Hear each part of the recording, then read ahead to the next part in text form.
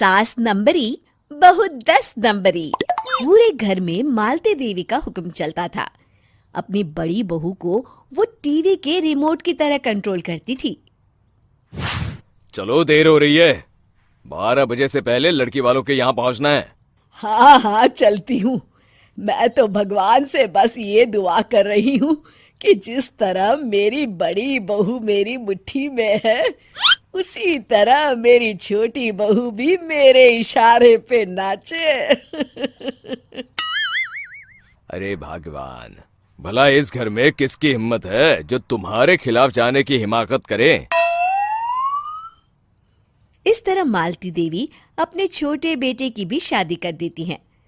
मालती की छोटी बहू फैशन डिजाइनर का कोर्स करके आई थी। उसका सपना था कि शादी के बाद वो अपना खुद का बुटीक खोले। एक दिन, क्या बात है छोटी, तू तो एक से बढ़कर एक डिजाइन बना लेती है। इसमें कौन सी बड़ी बात है दीदी? आप चाहे तो मैं आपको भी सिखा सकती हूँ।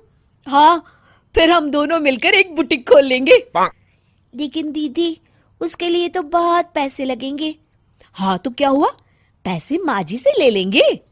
हाँ हाँ, मेरे पास तो पैसों का पेड़ है ना, तोड़ के तुम दोनों को दे दूंगी। मेरी एक बात अच्छी तरह समझ लो, मैं तुम दोनों को एक ढेला भी नहीं देने वाली। बड़ी आई बुटीक खोलने वाली। ये आप क्या कह रही हैं माँ जी? आप हमारी मदद नहीं करेंगी तो कौन करेगा? अरे अगर बुटीक खोलने का इतना ही शौक है तो अपने माँ बाप से पैसे क्यों नहीं मांग लेती? मेरे पैसों पर क्यों आंख गड़ाए बैठी हो तुम दोनों? इस तरह अपने इरादे स्पष्ट करके मालती देवी वहां से चली जाती है। अरे ये क्या दीदी, माँ जी तो साफ मुकर गई। अब हम क्या करेंगे? तू चिंता मत कर, बुटीक तो खुल के ही रहेगा। कहते हैं कि घी जब सीधी उंगली से नहीं निकलता तो उसे उंगली टेढ़ी करके निकालना चाहिए। माँ जी अपने आप को समझती क्या है? पूरी सोसाइटी जानती है कि माँ जी ने अपनी सास को घर से निकालकर उनकी दौलत पर कब्जा कर लिया है। हाँ दीदी, अब तो जैसे को तैसा करना पड़ेगा। फिर दोनों बहुएं मिलकर एक साजिश रचती हैं। एक दिन, अरे नालायक, जरा ठीक तरह से पैर दबा, बिल्कुल मजा नहीं आ रहा। खाने पीने में तो कोई कसर नहीं छोड़ती। तभी वहां बड़ी बहू हाथ में एक फॉर्म लेकर आती है। माँ जी, आपके लिए एक खुशखबरी है। सरकार सभी बुजुर्गों को हर महीने 10,000 रुपये पेंशन देने वाली है। अरे ये क्या कह रही है तू? क्या सच में मुझे हर महीने घर बैठे 10,000 रुपये मिलेंगे? हाँ माँ जी, दीदी सच कह रही है। कल टीवी न्यूज में इस बारे में बता रहे थे।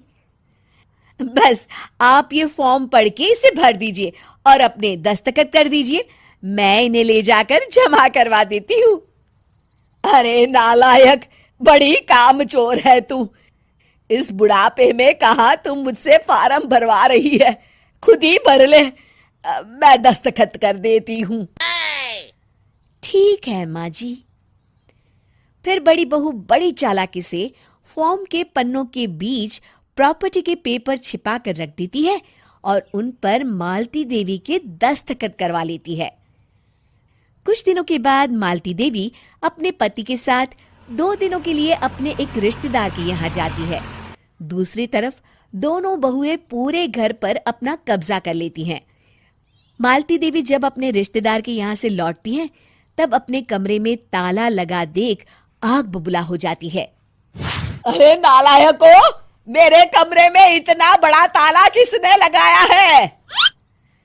माँ जी, ये कमरा तो मैंने अपने बेटे रोहन को दे दिया है और आज से आप बाहर कोने में जो छोटा कमरा बना है ना, वहां रहेंगी। अच्छा, मैं उस सड़ेले कमरे में रहूंगी है? तेरी ये कहने की हिम्मत भी कैसे हुई?